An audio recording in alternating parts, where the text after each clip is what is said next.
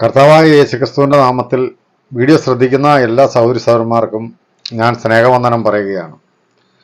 ഇന്ന് ഞാൻ അല്പസമയം നിങ്ങളുമായി പങ്കുവയ്ക്കുവാൻ ആഗ്രഹിക്കുന്ന വിഷയം എന്ന് പറയുന്നത് സ്നാനം എന്ന വിഷയത്തെക്കുറിച്ചാണ്. നമ്മൾ രണ്ട് തരം സ്നാനങ്ങളെക്കുറിച്ച് കേട്ടിട്ടുണ്ട്. ഒന്ന് മാമോദീസ എന്ന് പറയപ്പെടുന്ന ശിശുസ്നാനവും മറ്റൊന്ന് യേശുക്രിസ്തുവിലുള്ള വിശ്വാസത്താൽ സുവിശേഷം കേട്ട് വിശ്വസിക്കുന്നവർ സ്നാനപ്പെടുന്ന വിശ്വാസ സ്നാനവും. അങ്ങനെ രണ്ട് സ്നാനത്തെ നമുക്കറിയാം. എന്നാൽ വേദപുസ്തകം ഒരു സ്നാനം ഉള്ളൂ എന്നാണ് പറയുന്നത്. എഫെസ്യ ലേഖനം 4-ാം അധ്യായം അതിൻ്റെ 5-ാം വാക്യത്തിൽ നമ്മളിങ്ങനെയാണ് വായിക്കുന്നത്: കർത്താവ് ഒരുവൻ, വിശ്വാസമൊന്ന്, സ്നാനമൊന്ന്. അപ്പോൾ വേദപുസ്തകം പറയുന്നത് ഒരു സ്നാനമേ ഉള്ളൂ എന്നാണ് പറയുന്നത്. നമ്മളെന്നാൽ കണ്ടുവരുന്നത് രണ്ട് തരം സ്നാനമാണ്. ഒന്ന് യേശുക്രിസ്തുവിൽ വിശ്വസിച്ചിട്ടുള്ള വിശ്വാസ സ്നാനവും മറ്റൊന്ന് മാമോദീസ എന്ന് പറയുന്ന ശിശുസ്നാനവും. അപ്പോൾ ശിശുസ്നാനം എന്ന് പറയുന്ന ഒരു കാര്യം വേദപുസ്തകത്തിന് അനുസൃതമാണോ, അല്ലെങ്കിൽ വേദപുസ്തക പ്രകാരം അത് ശരിയാണോ തെറ്റാണോ എന്നുള്ള കാര്യങ്ങളെക്കുറിച്ചൊക്കെ പലർക്കും സംശയങ്ങളും അതിനെക്കുറിച്ച് തർക്കങ്ങളും വാദങ്ങളും ഒക്കെ നടക്കാറുണ്ട്. അപ്പോൾ ഞാൻ ഇന്ന് അതിനെക്കുറിച്ച് ഇങ്ങനെ പറയാനുള്ളൊരു കാരണം എന്ന് പറഞ്ഞു കഴിഞ്ഞിട്ടുണ്ടെങ്കിൽ, ശിശുസ്നാനം ശരിയാണെന്ന് സ്ഥാപിക്കാനായിട്ട് ഒരു വേദപണ്ഡിതൻ ഒരു വീഡിയോ ഇട്ടിട്ടുണ്ടായിരുന്നു. ആ വീഡിയോയുടെ ചില ഏതാനും ഭാഗങ്ങൾ ഞാൻ ശ്രദ്ധിച്ചു. അപ്പോൾ എനിക്ക് തോന്നി ഈ ശിശുസ്നാനം അഥവാ മാമോദീസ, അതുപോലെ തന്നെ വിശ്വാസ സ്നാനം, അപ്പോൾ ഇതിനെക്കുറിച്ച് ഒരു വീഡിയോ ചെയ്താൽ കൊള്ളാമെന്ന് എനിക്കൊരു ആഗ്രഹം തോന്നിയത് കൊണ്ടാണ് ഞാനിങ്ങനെ വീഡിയോ ചെയ്യുന്നത്. അപ്പോൾ നമ്മുടെ അറിവിൽ രണ്ട് സ്നാനമുണ്ടെങ്കിലും വേദപുസ്തകം പറയുന്നത് ഒരു കർത്താവേ ഉള്ളൂ, ഒരു വിശ്വാസമേ ഉള്ളൂ, ഒരു സ്നാനമുള്ളൂ എന്നാണ് പറയുന്നത്.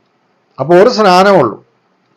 അപ്പോൾ ആ സ്നാനം മാമോദീസയാണെന്ന് ചിലപ്പോൾ ഒരു പക്ഷേ മാമോദീസ ശിശുസ്നാനം ചെയ്യുന്നവർ ചിലപ്പോൾ വാദിക്കുമായിരിക്കും. ഒരു സ്നാനമുള്ളൂ, അത് മാമോദീസയാണ് എന്ന് ചിലപ്പോൾ അവർ വാദിക്കുമായിരിക്കും.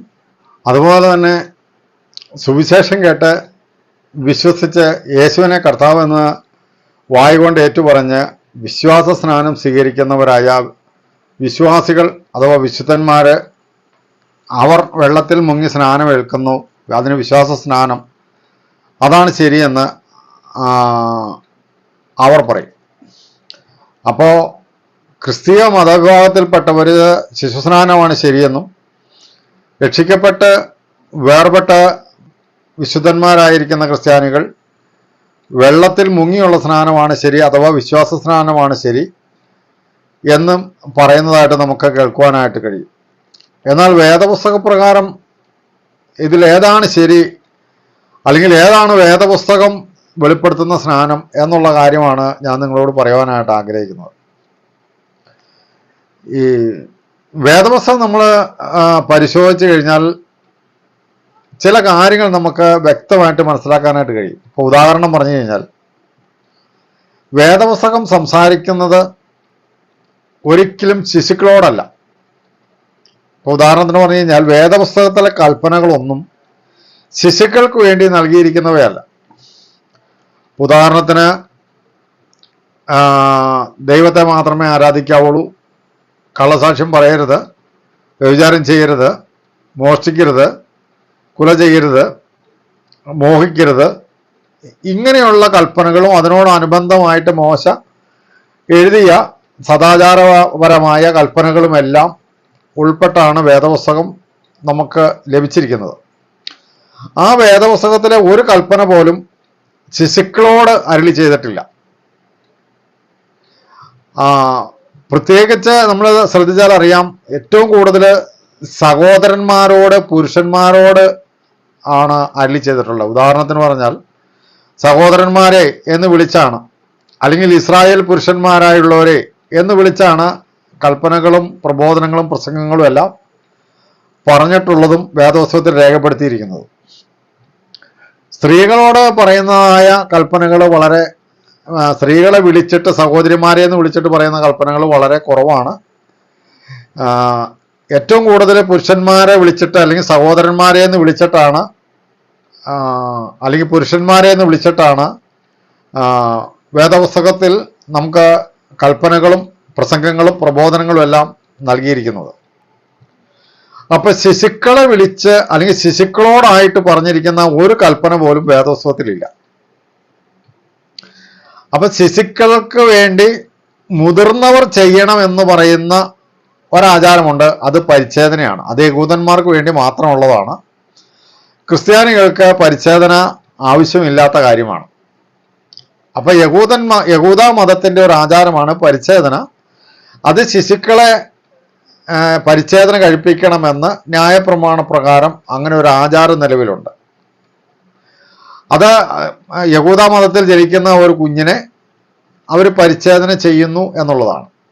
ആ ആചാരപ്രകാരം ഒരു പരിച്ഛേദന ചെയ്യുന്നു. അതാണ് കുഞ്ഞുങ്ങൾക്ക് വേണ്ടി നൽകിയിരിക്കുന്ന ഒരു കൽപ്പന. അത് കുഞ്ഞുങ്ങളോട് പറഞ്ഞിരിക്കുന്ന കൽപ്പനയല്ല, കുഞ്ഞുങ്ങളിൽ ചെയ്യാനുള്ള ഒരു കൽപ്പന അത് മാത്രമേ ഉള്ളൂ. എന്നാൽ ക്രിസ്ത്യാനികളായിട്ടുള്ളവരെ സംബന്ധിച്ച് പരിച്ഛേദന എന്ന് പറയുന്നത് ബാധകമല്ല. അപ്പൊ കുഞ്ഞുങ്ങളെ, ക്രിസ്ത്യാനികളായിരിക്കുന്ന കുഞ്ഞുങ്ങളെ പരിച്ഛേദന കഴിക്കേണ്ട കാര്യമില്ല.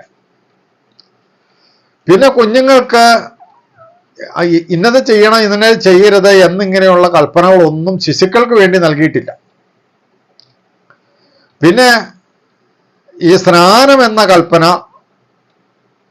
ശിശുക്കളോട് കൽപ്പിച്ചിട്ടില്ല, അല്ലെങ്കിൽ ശിശുക്കൾ സ്നാനപ്പെടണമെന്ന് ശിശുക്കളോട് പറഞ്ഞിട്ടില്ല. മാത്രമല്ല ശിശുക്കളെ സ്നാനപ്പെടുത്തണമെന്ന് ശിശുക്കളുടെ മാതാപിതാക്കളോടും പറഞ്ഞിട്ടില്ല. അപ്പൊ ശിശുക്കളെ സ്നാനപ്പെടുത്തണമെന്ന് മാതാപിതാക്കളോട് പറഞ്ഞിട്ടില്ല. ശിശുക്കൾ സ്നാനപ്പെടണമെന്ന് ശിശുക്കളോട് പറഞ്ഞിട്ടില്ല. ശിശുക്കളെ സ്നാനപ്പെടുത്തിയതായിട്ട് വേദപുസ്തകത്തിൽ ഒരു തെളിവുമില്ല. അപ്പോൾ ചിലരെ പറയുന്നത് വേദപുസ്തകത്തിൽ ശിശുക്കളെ സ്നാനപ്പെടുത്തി എന്നുള്ളതിന് തെളിവുമായിട്ട് പറയുന്ന ചില വാദങ്ങളുണ്ട്. അതിലൊന്ന്, വേദപുസ്തകത്തിൽ നമ്മൾ നോക്കുമ്പോൾ 5 കുടുംബങ്ങൾ സ്നാനമേറ്റതായിട്ട് വായിക്കാനായിട്ട് കഴിയും. അപ്പോൾ ഈ കുടുംബങ്ങളിലൊക്കെ കുഞ്ഞുങ്ങളില്ലേ എന്നാണ് അവരുടെ വാദം. കുടുംബത്തിലൊക്കെ കുഞ്ഞുങ്ങളുണ്ടാവാം, കുഞ്ഞുങ്ങളില്ലാത്ത കുടുംബങ്ങളുണ്ടോ എന്ന് എനിക്കറിയത്തില്ല. എല്ലാ കുടുംബത്തിലും തന്നെ കുഞ്ഞുങ്ങളുണ്ടായിരിക്കും. പക്ഷേ എല്ലാ കുടുംബത്തിലും കുഞ്ഞുങ്ങളുണ്ട് എന്നുള്ള കാരണം കൊണ്ട് ആ കുഞ്ഞുങ്ങളെ സ്നാനപ്പെടുത്തി എന്നുള്ളതിന് വേദപുസ്തകത്തിൽ യാതൊരു തെളിവില്ലല്ലോ. ഇപ്പൊ വീടടക്കം സ്നാനപ്പെട്ടു അല്ലെങ്കിൽ കുടുംബം സ്നാനപ്പെട്ടു എന്ന് പറയുമ്പോൾ കുടുംബത്തിലുള്ള എല്ലാവരും സ്നാനപ്പെട്ടു എന്ന് പറയുമ്പോൾ അതിൻ്റെ അർത്ഥം കുടുംബത്തിലുള്ള കുഞ്ഞുങ്ങളെയും സ്നാനപ്പെടുത്തി എന്നതിനകത്ത് അർത്ഥമില്ല. അതിന്റെ കാരണം എന്താണെന്ന് ഞാൻ ചോദിച്ചു കഴിഞ്ഞാൽ, ഈ ഒന്നാമത്തെ കാരണം ഞാൻ പറഞ്ഞു, ശിശുക്കൾക്ക് വേണ്ടി നൽകിയിരിക്കുന്ന ഒരു കൽപ്പനയും വേദപുസ്തകത്തിലില്ല. അപ്പൊ പിന്നെ സ്നാനം എന്നുള്ളൊരു കൽപ്പന മാത്രം ശിശുക്കൾക്ക് കൊടുക്കത്തില്ല. അങ്ങനെ കൊടുത്തതായിട്ട് വേദപുസ്തകത്തിൽ ഒരു സ്ഥലത്തുമില്ല. ഇപ്പൊ ശിശുക്കളോട് വ്യഭിചാരം ചെയ്യരുത്, കൊല ചെയ്യരുത്, മോഷ്ടിക്കരുത്, അനീതി ചെയ്യരുത്, അല്ലെങ്കിൽ മോഹിക്കരുത്, അന്യന്റെ വസ്തുക്കളെ ആഗ്രഹിക്കരുത്, ഇങ്ങനെയുള്ള ഒരു കാര്യങ്ങളും ശിശുക്കളോട് പറഞ്ഞിട്ടില്ല. പിന്നെ പറഞ്ഞിരിക്കുന്നതെന്ന് വെച്ച് കഴിഞ്ഞാൽ മക്കളോട് പറഞ്ഞതായിട്ടുള്ള ചില കൽപ്പനകളുണ്ട്. ഇപ്പൊ ഉദാഹരണത്തിന് എഫേസ്യ ലേഖനത്തിൽ നമ്മൾ വായിക്കുന്നുണ്ട്, മക്കളെ നിങ്ങളുടെ അമ്മയപ്പന്മാരെ ബഹുമാനിച്ചാൽ നിങ്ങൾക്ക് ദീർഘായുസ്സും നിങ്ങൾക്ക് നന്മയും ഉണ്ടാകും എന്ന് പറഞ്ഞിട്ടുണ്ട്. അവിടെ മക്കളെ എന്ന് വിളിക്കുന്നത് ശിശുക്കളെയല്ല. അതായത് മക്കളെ എന്ന് വിളിച്ച് ഒരു കാര്യം പറയുമ്പോൾ അത് കേൾക്കുവാനും അനുസരിക്കുവാനും സ്വീകരിക്കുവാനും കഴിവുള്ള മക്കള്.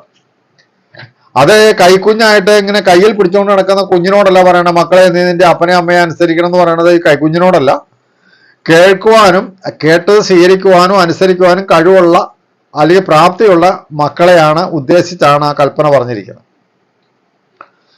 അല്ലാതെ ശിശുക്കൾക്ക് വേണ്ടി നൽകിയിരിക്കുന്ന ഒരു കൽപ്പനയും വേദപുസ്തകത്തിലില്ല. അപ്പൊ അതുകൊണ്ട് സ്നാനം എന്ന ഒരു കൽപ്പന ശിശുക്കൾക്ക് വേണ്ടിയിട്ട് ദൈവം അരുളി ചെയ്തിട്ടില്ല എന്നാണ് ഞാൻ പറഞ്ഞു വരുന്നത്. പിന്നീടുള്ള വാദം, ഈ കുടുംബങ്ങൾ മുഴുവൻ സ്നാനമേറ്റപ്പോൾ കുടുംബത്തിൽ കുഞ്ഞുങ്ങളില്ലേ, അവരെ സ്നാനപ്പെടുത്തിയിട്ടില്ലേ, അങ്ങനെ നമുക്ക് ചിന്തിക്കണേ തെറ്റുണ്ടോ എന്നാണ് അവരുടെ വാദം. അത് വെറും ഊഹാപോഹങ്ങളാണ്. അവിടെ കുഞ്ഞുങ്ങളുണ്ടായിരിക്കാം, ഇല്ലാന്ന് ഞാൻ പറയുന്നില്ല. പക്ഷെ കുഞ്ഞുങ്ങളെ സ്നാനപ്പെടുത്തി എന്നുള്ളത് വെറും ഊഹാപോഹം മാത്രമാണ്. ഇപ്പൊ ചാൾസ് ഡാർവിന്റെ സിദ്ധാന്തത്തെക്കുറിച്ച് എഴുതിയ പുസ്തകങ്ങളിൽ പല സ്ഥലത്തും നമുക്ക് അങ്ങനെ അനുമാനിക്കാം, ഇങ്ങനെ സങ്കല്പിക്കാം, അങ്ങനെ വിചാരിക്കാം, അങ്ങനെ ആകാം എന്നുള്ള പദങ്ങളൊക്കെ പലവട്ടം ഉപയോഗിച്ചിട്ടുണ്ട്. അപ്പൊ എന്ന് പറഞ്ഞതുപോലെ ഈ ശിശുസ്നാനം ശരിയാണ് അല്ലെങ്കിൽ മാമോദിസ ശരിയാണ് എന്ന് പറയുവാനായിട്ട് ഈ കുടുംബത്തിൽ കുഞ്ഞുങ്ങളില്ലേ, ആ കുഞ്ഞുങ്ങളെ സ്നാനപ്പെടുത്തിയിട്ടില്ലേ എന്നൊക്കെ ചോദിക്കുന്നവർ അത് വെറും അനുമാനം മാത്രമാണ്, ഒരു സങ്കല്പം മാത്രമാണ്. അങ്ങനെ ചിന്തിക്കാമെന്ന് മാത്രമേ ഉള്ളൂ. അതൊന്നും സത്യമാണ് എന്ന് വേദവസ്വം പറയുന്നില്ല. ഇനിയിപ്പോൾ അത് അങ്ങനെ സത്യമാണ് എന്ന് വേണമെങ്കിൽ അവരുടെ വാദത്തിന് വേണ്ടി അവിടെ കുഞ്ഞുങ്ങളുണ്ടായിരുന്നു, കുഞ്ഞുങ്ങളെ സ്നാനപ്പെടുത്തിയിട്ടുണ്ടായിരിക്കാം, അങ്ങനെ നമുക്ക് ഊഹിക്കാം എന്നൊക്കെ അവർ പറയുന്നത് അവരുടെ വാദത്തിന് വേണ്ടി നമുക്ക് ശരിയാണ് എന്ന് വേണമെങ്കിൽ അംഗീകരിച്ചാൽ തന്നെയും അത് വേദപുസ്തകത്തിൽ രേഖപ്പെടുത്താത്ത ഒരു കാര്യമായതുകൊണ്ട് നമുക്കത് ചെയ്യേണ്ട കാര്യമില്ല. കാരണം വേദപുസ്തകത്തിൽ എഴുതിയിരിക്കുന്ന കാര്യങ്ങൾ തന്നെ അനുസരിക്കാൻ നമ്മളെ കൊണ്ട് സാധിക്കുന്നില്ല. അപ്പൊ പിന്നെ വേദപുസ്തകത്തിൽ എഴുതാത്ത ഒരു കാര്യം, അല്ലെങ്കിൽ വേദപുസ്തകത്തിൽ രേഖപ്പെടുത്താത്ത ഒരു കാര്യം, അല്ലെങ്കിൽ വേദപുസ്തക പ്രകാരം ആരും ചെയ്ത് കാണാത്ത ഒരു കാര്യം നമ്മൾ എന്തിനാ ചെയ്യണത്? ഇപ്പൊ ഒരു കുടുംബത്തിൽ ശിശുവുണ്ട്, ആ ശിശുവിനെ മാമോദീസ മുക്കിയിട്ടുണ്ടാവാം എന്നുള്ളതൊരു ഊഹം മാത്രമാണ്. അങ്ങനെ ഉണ്ടായിക്കോട്ടെ, ഒരു ശിശു ഉണ്ടായിക്കോട്ടെ, അതിന് മാമോദീസ മുക്കിക്കോട്ടെ. പക്ഷെ അങ്ങനെ മുക്കിയതായിട്ട് വേദോത്സവത്തിൽ ഇല്ലാത്തത് കൊണ്ട്, അങ്ങനെ ആരും ചെയ്തതായിട്ട് ഒരു രേഖ വേദോത്സവത്തിൽ ഇല്ലാത്തത് കൊണ്ട് അത് നമ്മൾ അംഗീകരിക്കേണ്ട ആവശ്യമില്ല. നേരെ മറിച്ച് യേശുക്രിസ്തുവിനെ കർത്താവായി സ്വീകരിച്ചവരും പാപങ്ങളെ ഏറ്റുപറഞ്ഞവരും മാനസാന്തരപ്പെട്ടവരും പശ്ചാത്തപിച്ചവരും യേശുക്രിസ്തുവിൽ വിശ്വസിച്ചവരുമായ ഈ കേൾവിയാൽ വിശ്വാസം വന്ന വ്യക്തികൾ ആറിൽ ഇറങ്ങി അല്ലെങ്കിൽ കുളത്തിലിറങ്ങി സ്നാനപ്പെട്ടതായിട്ട് മാത്രമേ വേദപുസ്തകത്തിലുള്ളൂ. ഒരു ശിശുവിനെ പോലും സ്നാനം കഴിച്ചതായിട്ട് വേദപുസ്തകത്തിലില്ല. മറിച്ച് വിശ്വസിച്ചവരെയും മാനസാന്തരപ്പെട്ടവരെയും പാപങ്ങൾ ഏറ്റുപറഞ്ഞവരെയും യോർദാൻ നദിയിലും മറ്റ് നദികളിലുമെല്ലാം സ്നാനപ്പെടുത്തിയതായിട്ട് വേദപുസ്തകത്തിലുണ്ട്. അപ്പൊ വേദപുസ്തകത്തിലുള്ള ഈ കാര്യം അനുസരിക്കാതെ അല്ലെങ്കിൽ അത് മാറ്റി വെച്ചിട്ട് വേദപുസ്തകത്തിൽ യേശുവിനെ സ്വീകരിച്ചവര് സ്നാനപ്പെട്ടതായിട്ട് രേഖപ്പെടുത്തിയിട്ടുണ്ട്, ആ സ്നാനം മാറ്റി വെച്ചിട്ട് ഒരു കുടുംബത്തിൽ കുഞ്ഞുങ്ങൾ കാണാൻ സാധ്യതയില്ലേ എന്നും പറഞ്ഞൊരു ഊഹം വെച്ചുകൊണ്ട് ശിശുക്കളെ സ്നാനപ്പെടുത്തുന്നത് എന്ത് ന്യായമാണ്? എഫേസ്യ ലേഖനം 4-ാം അധ്യായത്തിൽ പൗലോസ് അപ്പോസ്തലൻ പറയുന്നത് ഒരു സ്നാനമേ ഉള്ളൂ, ഒരു കർത്താവേ ഉള്ളൂ, ഒരു വിശ്വാസമേ ഉള്ളൂ. അപ്പോൾ ഒരു കർത്താവിനെ വിശ്വസിച്ച ആ വിശ്വാസത്താൽ ഒരു സ്നാനം കഴിക്കുന്ന അല്ലെങ്കിൽ ആ സ്നാനപ്പെടുന്ന ആ ഒരു സ്നാനമേ ഉള്ളൂ എന്നാണ് പൗലോസ് അപ്പോസ്തലൻ പറയുന്നത്. ഈ ശിശുസ്നാനം ശരിയാണെന്ന് സ്ഥാപിക്കാൻ വേണ്ടി ഒരു വേദപണ്ഡിതൻ ഉപയോഗിച്ച ഒരു സംഭവം ഇതാണ്. ഒന്നാമത്തെ സഭയിൽ പത്രോസ് എഴുന്നേറ്റ് എന്ന് പ്രസംഗിക്കുമ്പോൾ ഇങ്ങനെ പറയുന്നുണ്ട്, നിങ്ങൾ യേശുക്രിസ്തുവിന്റെ നാമത്തിൽ സ്നാനമേൽപ്പിൻ, എന്നാൽ പരിശുദ്ധാത്മാവ് എന്ന ദാനം ലഭിക്കും. വാഗ്ദത്തം നിങ്ങൾക്കും നിങ്ങളുടെ മക്കൾക്കും ദൂരസ്ഥനായ സ്വർഗസ്ഥനായ പിതാവ് വിളിച്ചു വരുത്തുന്ന ദൂരസ്ഥരായ ഏവർക്കും ഉള്ളതാണ്. അപ്പൊ അവിടെ അദ്ദേഹം പറയുന്നത് ഇങ്ങനെയാണ്, വാഗ്ദത്തം നിങ്ങൾക്കും നിങ്ങളുടെ മക്കൾക്കും ഉള്ളതാണെന്നാണ് പറയുന്നത്. അപ്പൊ മക്കളെ സ്നാനപ്പെടുത്തിയില്ലേ, അല്ലെങ്കിൽ മക്കൾക്ക് സ്നാനം ആവശ്യമില്ലേ എന്നാണ് അദ്ദേഹം ചോദിക്കുന്നത്. അവിടെ ആ വാക്യം തുടങ്ങുന്നത് തന്നെ എങ്ങനെയാണ്, നിങ്ങൾ മാനസാന്തരപ്പെട്ട് നിങ്ങളുടെ പാപങ്ങളുടെ മോചനത്തിനായി യേശുക്രിസ്തുവിന്റെ നാമത്തിൽ സ്നാനമേൽപ്പിൻ എന്നാണ്. അപ്പൊ ഒന്ന്, അവിടെ മാനസാന്തരപ്പെടണം. രണ്ട്, അവൻ പാപത്തെ ഏറ്റുപറയണം അഥവാ പശ്ചാത്തപിക്കണം. എന്നിട്ട് വേണം യേശുക്രിസ്തുവിന്റെ നാമത്തിൽ സ്നാനമേൽക്കാൻ എന്നാണ് പത്രോസ് പറയുന്നത്. അങ്ങനെ പത്രോസിന്റെ വചനം കൈക്കൊണ്ടവർ 3000 പേര് സ്നാനമേറ്റു സഭയോട് ചേർന്നു എന്നാണ് അവിടെ എഴുതിയിരിക്കുന്നത്. പത്രോസിന്റെ വാക്ക് കൈക്കൊണ്ടവർ അല്ലെങ്കിൽ പത്രോസ് പറഞ്ഞത് കേട്ടവർ, അത് സ്വീകരിച്ചവർ, അത് അംഗീകരിച്ചവർ, അവർ 3000 പേര് സ്നാനമേറ്റു എന്നാണ്. ഈ മലക്കക്കൊച്ചിന് പത്രോസ് പറഞ്ഞത് എന്താണെന്നറിയാവോ? പത്രോസ് പറയുന്നത് അവർ കേട്ടിട്ടുണ്ടോ? ഈ മലക്കക്കൊച്ച്, അതായത് ഈ ഉള്ളംകൈയിൽ വെച്ചുകൊണ്ട് നടക്കുന്ന ഈ കൊച്ച് മാനസാന്തരപ്പെട്ടിട്ടുണ്ടോ? ആ കൊച്ചിന് മാനസാന്തരം ആവശ്യമുണ്ടോ? ആ കൊച്ചിന് പശ്ചാത്താപം ആവശ്യമുണ്ടോ? ആ കൊച്ചിന്റെ പാപം മോചിക്കേണ്ട ആവശ്യമുണ്ടോ? അപ്പോൾ വാഗ്ദത്തം നിങ്ങൾക്കും നിങ്ങളുടെ മക്കൾക്കും എന്ന് പറഞ്ഞു കഴിഞ്ഞാൽ കൈക്കുഞ്ഞിന് സ്നാനം കൊടുത്തു എന്നല്ല അതിന്റെ അർത്ഥം, അല്ലെങ്കിൽ വാഗ്ദത്തം പരിശുദ്ധാത്മാവ് എന്ന വാഗ്ദത്തം കൈക്കുഞ്ഞിന് നൽകി എന്നല്ല അതിന്റെ അർത്ഥം. അത് സാമാന്യ ബുദ്ധിയുള്ള ആർക്കും ചിന്തിച്ചാൽ മനസ്സിലാക്കാം. പത്രോസ് പറയുന്നത് മാനസാന്തരപ്പെട്ട് പാപങ്ങളുടെ മോചനത്തിനായി ഓരോരുത്തൻ യേശുക്രിസ്തുവിന്റെ നാമത്തിൽ സ്നാനമേൽക്കട്ടെ എന്ന് പറഞ്ഞു. ആ വാക്ക് കൈക്കൊണ്ടവർ 3000 പേര് സ്നാനമേറ്റ് സഭയോട് ചേർന്നു, അപ്പോസ്തലന്മാരോട് ചേർന്നു എന്നാണ്.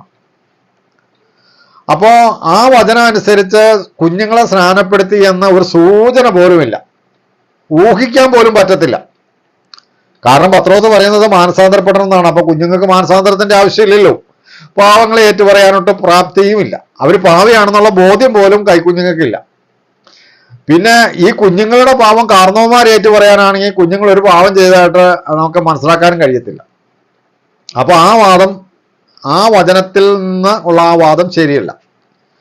ഇനി മറ്റൊരു വാദം അവർ പറയുന്നത് എന്നാ വെച്ചിട്ടുണ്ടെങ്കിൽ, എസ്കേലിന്റെ പുസ്തകം 36-ാം അധ്യായത്തിന്റെ 25-ാം വാക്യത്തിലെ ഞാൻ അവരുടെ മേൽ നിർമ്മല ജലം തളിക്കും എന്ന് പറഞ്ഞു. അവിടെ നിർമ്മല ജലം തളിക്കും എന്നാണ്. അതിന് ഈ വേദപണ്ഡിതൻ പറയുന്നതെന്ന് വെച്ച് കഴിഞ്ഞാല്, എബ്രായ ലേഖനത്തിൽ 10-ാം അധ്യായത്തിൽ ഇങ്ങനെ എഴുതിയിട്ടുണ്ട്, എഗസ്കേലിന്റെ പുസ്തകത്തിൽ ഇങ്ങനെ എഴുതിയേക്കണം, അവരുടെ മേൽ ഞാൻ നിർമ്മല ജലം തളിക്കും എന്നാണ് പറഞ്ഞത്.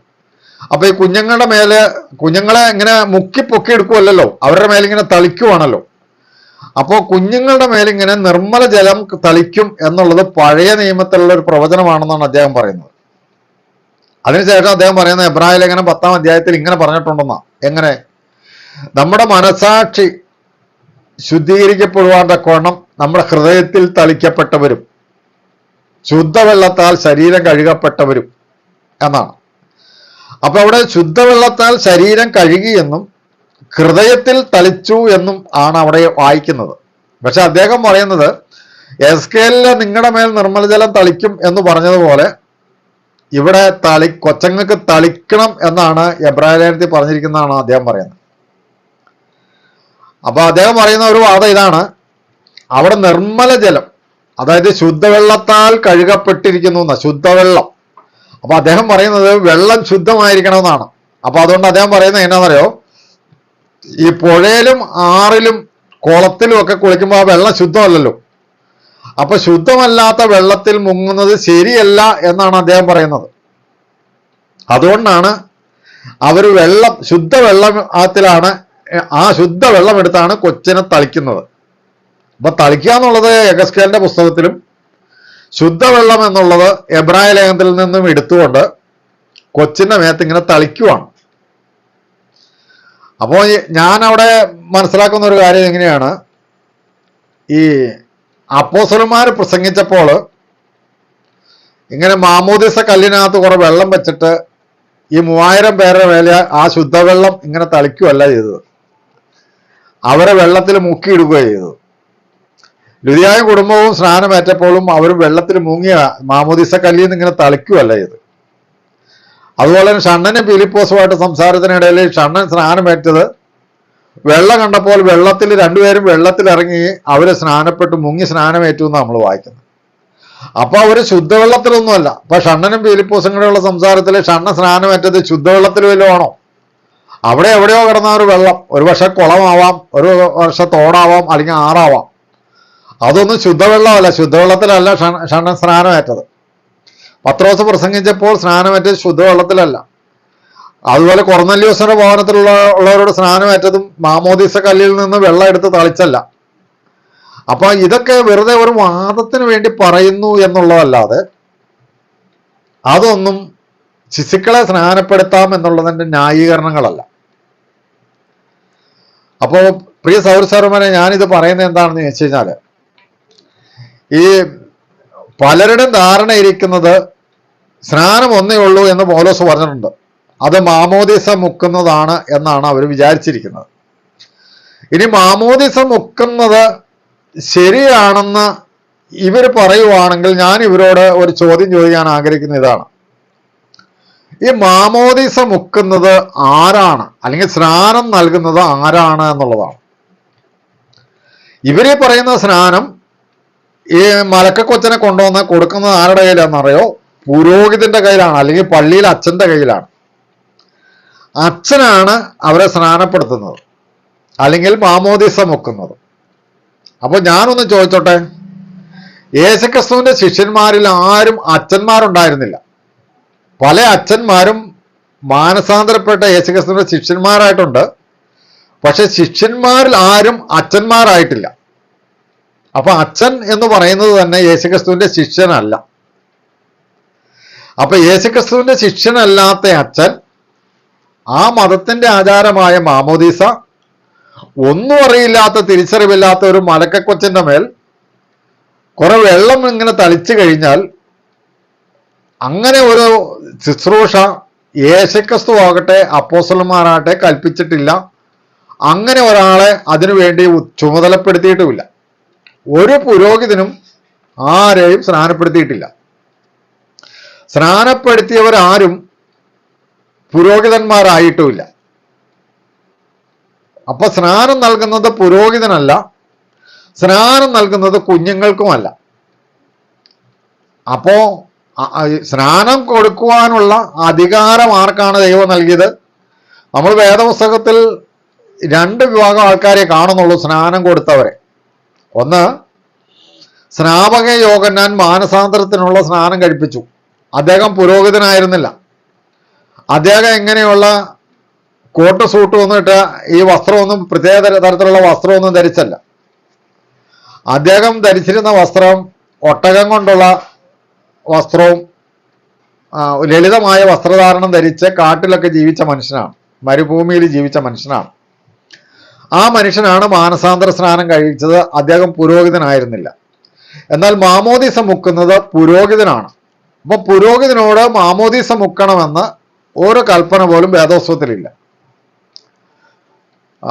മറ്റൊരു കാര്യം, ഈ വെള്ളത്തിൽ മുങ്ങിയുള്ള സ്നാനം, അതായത് യേശുക്രിസ്തുവിന്റെ പത്രോസിന്റെ ഒക്കെ പ്രസംഗം കേട്ടതിന് ശേഷം യേശുക്രിസ്തുവിനെ കർത്താവ് എന്ന് വായു കൊണ്ട് ഏറ്റുപറഞ്ഞ് രക്ഷിക്കപ്പെട്ടവരുടെ വിശ്വാസ സ്നാനം നടന്നതെല്ലാം ആറിലും കുളത്തിലും ഒക്കെയാണ്, തോട്ടിലൊക്കെയാണ് നടന്നത്.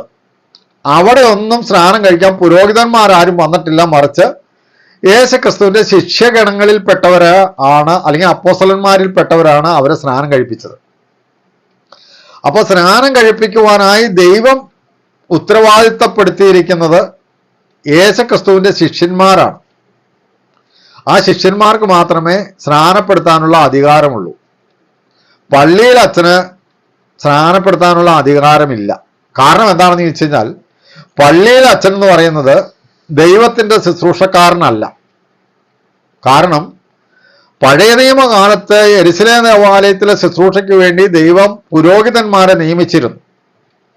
എന്നാൽ പുതിയ നിയമസഭയില് കർത്താവിന്റെ രക്തം കൊണ്ട് വീണ്ടെടുക്കപ്പെട്ട ദൈവത്തിന്റെ സഭയിലുള്ള ശുശ്രൂഷകന്മാരിൽ ആരും പ്രത്യേക വസ്ത്രധാരണം ചെയ്ത് പ്രത്യേക ശുശ്രൂഷ ചെയ്യുന്ന പുരോഹിതന്മാരെന്ന് പറയുന്ന ഒരു വർഗത്തെ ദൈവം നിയമിച്ചിട്ടില്ല. അവിടെ അപ്പോസ്തലന്മാര്, പ്രവാചകന്മാര്, ഇടയന്മാര്, ഉപദേഷ്ടാക്കന്മാര്, സുവിശേഷകന്മാര് ഇങ്ങനെയുള്ളവരെയാണ് നിയമിച്ചിരിക്കുന്നത്. അവർക്കൊന്നും പ്രത്യേകമായ വസ്ത്രമൊന്നും കൊടുത്തിട്ടില്ല. അപ്പൊ കുരിശും വടിയും തൊപ്പിയും തലപ്പാവും ഒന്നും അവർക്ക് കൊടുത്തിട്ടില്ല.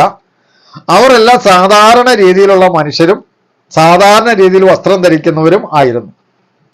അപ്പൊ അവർ യേശുവിനെ പ്രസംഗിച്ചു. യേശുവിനെ കർത്താവെന്ന് സ്വീകരിച്ചവർ, സ്നാനപ്പെടണമെന്ന് യേശുവിൽ വിശ്വസിച്ചവര് സ്നാനപ്പെടണം എന്നുള്ള തീരുമാനം അവരെ അറിയിച്ചപ്പോൾ യേശുക്രിസ്തുവിന്റെ ശിഷ്യന്മാരായ അപ്പോസ്തലന്മാരും മറ്റ് ശിഷ്യന്മാരും സ്നാനപ്പെടാൻ ആഗ്രഹിച്ചവരെ സ്നാനപ്പെടുത്തി എന്നുള്ളതാണ്.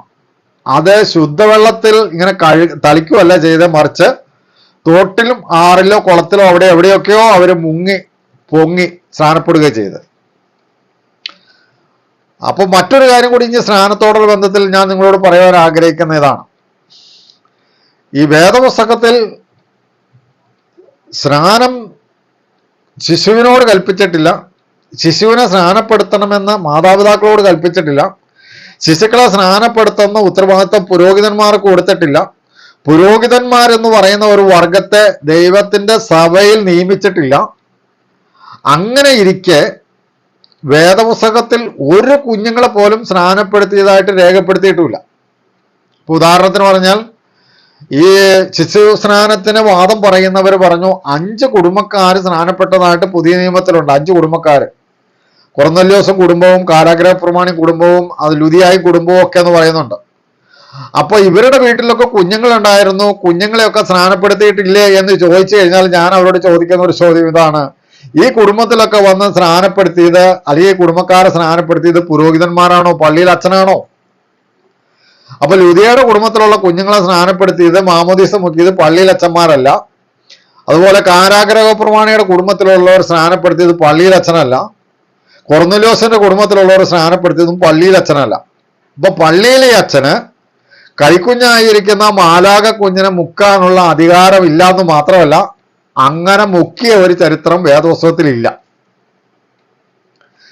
അപ്പോ ശുദ്ധവെള്ളത്താൽ തളിക്കണം എന്ന് പറയുമ്പോൾ അദ്ദേഹം, ആ വേദപണ്ഡിതൻ പറയുന്നത് എങ്ങനെയാണ്? പെന്തക്കോസുകാരൻ മുങ്ങുന്നത് അശുദ്ധ വെള്ളത്തിലാണ്, അഴുക്കുള്ള വെള്ളത്തിലാണ്. എന്നാൽ വേദോത്സവം പറയുന്നത് ശുദ്ധവെള്ളത്തിൽ മുങ്ങണം എന്നാണ് പറയണമെന്നാണ് അദ്ദേഹം പറയുന്നത്. ശുദ്ധവെള്ളം മുങ്ങണം എന്നല്ല, ശുദ്ധവെള്ളം തളിക്കണം. പക്ഷെ അദ്ദേഹം ഈ ഒരു കാര്യം മാത്രം ശ്രദ്ധിച്ചില്ല. ഇപ്പൊ യേശുക്രിസ്തു മുങ്ങിയത് യോർദാനിലാണ്. സ്നാപക യോഹന്നാന്റെ കീഴിൽ വന്ന് യഹൂദന്മാരും മറ്റ് അവരുടെ പാവങ്ങളൊക്കെ ഏറ്റു പറഞ്ഞ് മുങ്ങിയത് യോർദാൻ നദിയിലാണ്. യേശുക്രിസ്തുവും ശിഷ്യന്മാരും യോർദാൻ നദിയിലാണ് മറ്റുള്ളവരെ സ്നാനം കഴിപ്പിച്ചത്. അതുപോലെ തന്നെ അപ്പോസ്തലന്മാർ പ്രസംഗിച്ച് കേട്ടപ്പോഴെല്ലാം അവരെ സ്നാനപ്പെടുത്തിയത് കെട്ടിക്കിടന്ന വെള്ളത്തിലോ അല്ലെങ്കിൽ ഒഴുക്കുള്ള വെള്ളത്തിലോ ആറിലോ നദിയിലോ ഒക്കെയാണ് അവർ മുങ്ങിയത്. ആരും ശുദ്ധവെള്ളം ഗ്ലാസ്സിൽ കൊണ്ടുവന്നോ അല്ലെങ്കിൽ ഒരു മാമോദീസ കല്ലുണ്ടാക്കി അതിനകത്ത് വെച്ചൊന്നും അല്ല അവരെ കുളിപ്പിച്ചത് അല്ലെങ്കിൽ കഴുകിയത് അല്ലെങ്കിൽ തളിച്ചത് എന്നുള്ള കാര്യം ഏത് മനുഷ്യനും അറിയാം. അപ്പോ ഞാൻ പറഞ്ഞു വന്നതിന്റെ സാരം ഇതാണ്. പ്രിയ സൗര സൗരന്മാരെ, ഞാൻ പറയാം, ശിശുസ്നാനം എന്ന് പറയുന്ന സ്നാനം വേദപുസ്തകത്തിൽ യാതൊരു രീതിയിലും നമുക്ക് കണ്ടെത്താൻ കഴിയുന്ന ഒരു കാര്യമല്ല.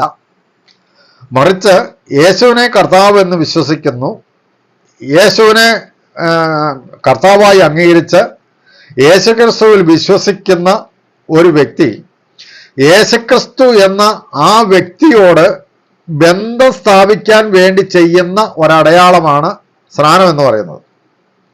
റോമാലേഖനം 6-ാം അധ്യായത്തിന്റെ 3-ാം വാക്യത്തിൽ നമ്മൾ അങ്ങനെയാണ് വായിക്കുന്നത്: ക്രിസ്തുവിനോട് ചേരുവാൻ സ്നാനമേറ്റിരിക്കുന്ന നാം എല്ലാവരും അവന്റെ മരണത്തിൽ പങ്കാളികളാകുവാൻ സ്നാനമേറ്റിരിക്കുന്നു. അപ്പൊ സ്നാനം എന്ന് പറയുന്നത് യേശുക്രിസ്തു എന്ന് പറയുന്ന ആ വ്യക്തിയുമായിട്ട് വ്യക്തിപരമായ ഒരു ബന്ധം സ്ഥാപിക്കാൻ വേണ്ടി ചെയ്യുന്ന ശുശ്രൂഷയാണ് സ്നാനം എന്ന് പറയുന്നത്. എന്നാൽ മാമോദീസ എന്ന് പറയുന്നത് മതത്തിന്റെ ഒരു ആചാരമാണ്. ആ മതത്തിൽ ജനിക്കുന്ന കുഞ്ഞിനെ ആ മതത്തിന്റെ ആചാരപ്രകാരം ആ മതത്തിന്റെ അംഗമാക്കാൻ വേണ്ടി ആ മതത്തിന്റെ പുരോഹിതൻ ചെയ്യുന്ന ഒരു ചടങ്ങാണ്, ഒരാചാരമാണ് മാമോദീസ എന്ന് പറയുന്നത്. അപ്പൊ വേദപുസ്തകം മാമോദീസയെ അംഗീകരിക്കുന്നില്ല, മറിച്ച് യേശുക്രിസ്തുവിനോട് ചേരുവാനുള്ള ആ ശുശ്രൂഷ മാത്രമേ വേദപുസ്തകം അംഗീകരിക്കുന്നുള്ളൂ. അങ്ങനെ ആ ശുശ്രൂഷ ചെയ്തതായിട്ടേ വേദപുസ്തകത്തിൽ രേഖപ്പെടുത്തിയിട്ടുള്ളൂ. ആ ശുശ്രൂഷ ചെയ്തത് പുരോഹിതന്മാരല്ല. ആ ശുശ്രൂഷ ചെയ്യാനുള്ള അധികാരം ദൈവം പുരോഹിതന്മാർക്ക് കൊടുത്തിട്ടുമില്ല. അപ്പോൾ കാര്യം നിങ്ങൾക്ക് മനസ്സിലായി എന്ന് ഞാൻ വിചാരിക്കുകയാണ്. അപ്പൊ ശിശുസ്നാനം അഥവാ മാമോദീസ എന്ന് പറയുന്നത് കുടുംബമായിട്ട് സ്നാനമേറ്റു എന്ന് പറയുന്നതിനകത്ത് കുഞ്ഞുങ്ങളില്ലേ, അവരെ സ്നാനപ്പെടുത്തിയിട്ടില്ലേ എന്ന് ചോദിക്കുന്നത് വെറും ഊഹം മാത്രമാണ്, അനുമാനം മാത്രമാണ്, സങ്കല്പം മാത്രമാണ്. ഞാൻ സങ്കല്പവും അനുമാനവും എല്ലാം ശരിയാണെന്ന് സമ്മതിച്ചാൽ പോലും അവരെ സ്നാനപ്പെടുത്തിയത് പുരോഹിതന്മാരല്ല. എന്നാൽ ഇന്ന് കാണുന്നത് കുഞ്ഞിനങ്ങളെ മാമോദിസ മുക്കുന്നത് പുരോഹിതന്മാരാണ്. പുരോഹിതനെന്നും പറയാൻ പറ്റില്ല, പള്ളിയിലച്ഛൻ. പള്ളിയിലെ അച്ഛനെ ആര് നിയമിച്ചതാണ്? പള്ളിയിലെ അച്ഛനെ ഏതെങ്കിലും ഒരു പള്ളിയിലെ അച്ഛനെ ദൈവം നിയമിച്ചിട്ടുണ്ടോ? പുതിയ നിയമസഭയ്ക്ക് എവിടെയെങ്കിലും അച്ഛനെ നിയമിച്ചിട്ടുണ്ടോ? പുതിയ നിയമസഭയ്ക്ക് പള്ളിയിൽ നിന്ന് പേരുണ്ടോ? അപ്പോൾ പള്ളിയിലെ അച്ഛനെ നിയമിച്ചത് ദൈവമല്ല. പള്ളിയിലെ അച്ഛനെ മാമോദീസ മുക്കാനുള്ള ശുശ്രൂഷ അധികാരം ദൈവം ഏൽപ്പിച്ചിട്ടുമില്ല. ദൈവം യേശുക്രിസ്തുവിന്റെ രക്തം കൊണ്ട് സമ്പാദിച്ച ദൈവത്തിന്റെ സഭ, ആ ദൈവത്തിന്റെ സഭയിലേക്ക് ചേരുന്നവരെല്ലാം യേശുക്രിസ്തുവിനോടുള്ള വ്യക്തിപരമായ ബന്ധം സ്ഥാപിക്കുവാൻ വേണ്ടി സ്നാനമേറ്റ്, അതായത് യേശുക്രിസ്തുവിനോടുകൂടെ മരിച്ച് അടക്കപ്പെട്ട് ഉയർത്തെഴുന്നേറ്റ് ഇന്ന് യേശുവിനോടുകൂടെ സ്വർഗത്തിൽ ഇരിക്കുന്നു എന്നുള്ള വിശ്വാസത്താൽ ആ കാര്യം ഞാൻ വിശ്വസിക്കുന്നു എന്നുള്ളതിൻ്റെ അടയാളമായിട്ട് മരിച്ച് അടക്കപ്പെട്ട് ഉയർത്തെഴുന്നേറ്റു എന്ന് കാണിക്കുന്ന അടയാളമാണ് സ്നാനം. ആ സ്നാനം നടത്തുന്നത് പുരോഹിതനല്ല, മറിച്ച് കർത്താവിൻ്റെ ശിഷ്യന്മാരായിരിക്കുന്ന ഏതെങ്കിലും ഒരു വ്യക്തിയാണ് വിശ്വസിക്കുന്നവനെ സ്നാനപ്പെടുത്തുന്നത്. അപ്പോൾ അതുകൊണ്ട് ശിശുസ്നാനം ശരിയാണോ, അല്ലെങ്കിൽ ശിശുസ്നാനം വേദപുസ്തകത്തിൽ എഴുതിയിട്ടില്ലെങ്കിലും കുടുംബങ്ങളിലുള്ളവരെ സ്നാനപ്പെടുത്തിയിട്ടുണ്ടെന്ന് ചിന്തിക്കുന്നതിൽ തെറ്റുണ്ടോ എന്ന് ചോദിക്കുന്നവരോട്, അല്ലെങ്കിൽ അങ്ങനെ വിശ്വസിക്കുന്നവരോട് ഞാൻ പ്രത്യേകം പറയുകയാണ്, വേദപുസ്തകത്തിൽ ഉള്ള കാര്യം ചെയ്യാൻ നമുക്ക് പറ്റാതിരിക്കെ വേദപുസ്തകത്തിൽ രേഖപ്പെടുത്താത്ത ഒരു കാര്യം നമ്മൾ എന്തിനു ചെയ്യണം? ഇനി മറ്റൊരു കാര്യം കൂടി ഞാൻ നിങ്ങളോട് ചോദിച്ച് ഞാൻ ഈ വീഡിയോ അവസാനിപ്പിക്കാം. വേദപുസ്തകത്തിൽ ശിശുക്കൾക്ക് വേണ്ടിയിട്ട് ഒരു കൽപ്പന പോലും നൽകാതിരിക്കെ, അല്ലെങ്കിൽ ശിശുക്കളെ ഇന്ന രീതിയിൽ ചെയ്യണമെന്ന് മാതാപിതാക്കൾക്ക് ഒരു കൽപ്പന പോലും നൽകാതിരിക്കെ ഈ സ്നാനം എന്ന ഒരു കൽപ്പന, അല്ലെങ്കിൽ മാമോദിസ എന്നൊരു കൽപ്പന ശിശുക്കൾക്ക് വേണ്ടി കൊടുത്തിട്ടുണ്ടെന്ന് വേദപുസ്തകത്തിൽ ഒരു സ്ഥലത്തും നമുക്ക് വായിക്കാൻ കഴിയത്തില്ല. അപ്പോൾ മാമോദിസ എന്ന് പറയുന്ന കൽപ്പന ദൈവത്തിൻ്റെ കൽപ്പനയല്ല, അത് മതത്തിൽ എങ്ങനെയൊക്കെയോ വന്നു ചേർന്ന കൽപ്പനയാണ്, ആചാരമാണ്. അതുകൊണ്ടാണ് മതത്തിൻ്റെ പുരോഹിതന്മാരത് ചെയ്യുന്നത്. അപ്പം മതത്തിൻ്റെ പുരോഹിതന്മാര് മതത്തിൻ്റെ അംഗമായി തീരുവാൻ വേണ്ടി, മതത്തിൽ ചേർക്കാൻ വേണ്ടി ചെയ്യുന്ന ഒരു ശുശ്രൂഷയാണ് മാമോദീസ എന്ന് പറയുന്നത്. അതാണ് മാമോദീസ കല്ലിൽ നിന്ന് വെള്ളമെടുത്ത് ഈ മലക്കക്കൊച്ചിൻ്റെ മേലെ ഇങ്ങനെ തളിക്കുന്നത്. അപ്പോൾ വേദപുസ്തകം പറയുന്ന സ്നാനം, കർത്താവ് ഒരുവൻ, വിശ്വാസം ഒന്ന്, സ്നാനം ഒന്ന്. ആ ഒരു സ്നാനം എന്ന് പറയുന്നത് യേശുവിനെ കർത്താവ് എന്ന് വായുകൊണ്ട് ഏറ്റുപറഞ്ഞ് യേശുക്രിസ്തുവിനെ വിശ്വസിച്ച് യേശുക്രിസ്തുവിൻ്റെ കൽപ്പനയാകുന്ന സ്നാനം. ആ സ്നാനമാണ് വേദപുസ്തകം അംഗീകരിക്കുന്ന സ്നാനം. അതാണ് സ്നാനം ഒന്ന് എന്ന് പൗലോസ് അപ്പോസ്തലൻ പറഞ്ഞു. അപ്പോൾ അതുകൊണ്ട് ഞാൻ ഈ വീഡിയോ അവസാനിപ്പിക്കുകയാണ്. ഈ വീഡിയോ ശ്രദ്ധിച്ച എല്ലാവർക്കും ഞാൻ പ്രത്യേകം നന്ദി പറയുന്നു. അതുപോലെ തന്നെ ദൈവം അനുവദിക്കുന്ന പക്ഷം മറ്റൊരു വീഡിയോയിൽ നമുക്ക് വീണ്ടും കാണാം എന്നുള്ള പ്രത്യാശയോടെ ഞാൻ ഈ വീഡിയോ അവസാനിപ്പിക്കുകയാണ്. നിങ്ങൾക്ക് ഇതിനോടുള്ള ബന്ധത്തിൽ എന്തെങ്കിലുമൊക്കെ അഭിപ്രായങ്ങളുണ്ടെങ്കിൽ നിങ്ങൾക്ക് കമൻറ്റ് ചെയ്യാം.